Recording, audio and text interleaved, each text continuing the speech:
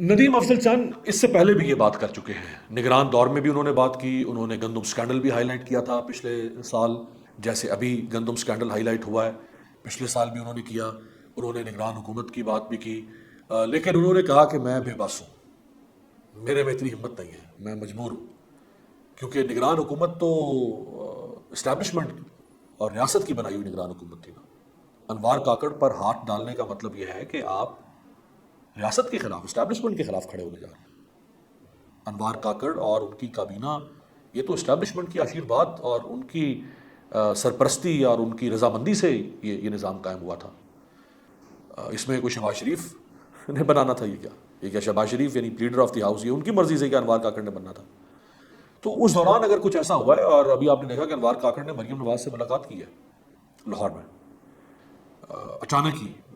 اب وہ کس مشن پہ ہیں، کیوں گئے ہیں، یہ معنی خیز ملاقات ہو سکتی ہے، کیا ان کو کوئی ذمہ داری سونپی جا رہی ہے، کیا ہونا جا رہا ہے آگے سیاست میں ان کے حوالے سے۔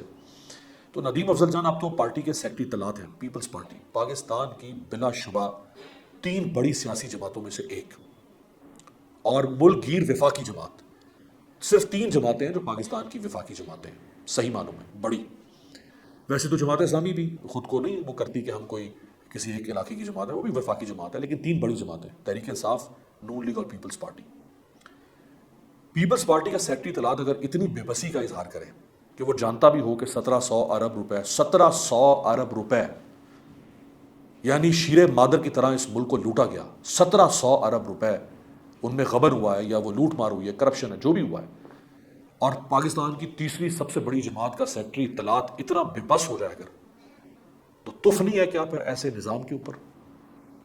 تف نہیں ہے پھر جس کو ہم یہ جمہوریت کا لبادہ اوڑھ کے ہم نے رکھا ہوا ہے کہ یہ جمہوریت ہے اس ملک میں، کہ تیسری بڑی جماعت کا سیکرٹری اطلاعات یہ کہہ رہا ہے کہ میرے علم میں ہے کہ 1700 ارب کی کرپشن ہوئی، کیسے ہوئی، کہاں ہوئی، کب ہوئی، لیکن میں بتا نہیں سکتا۔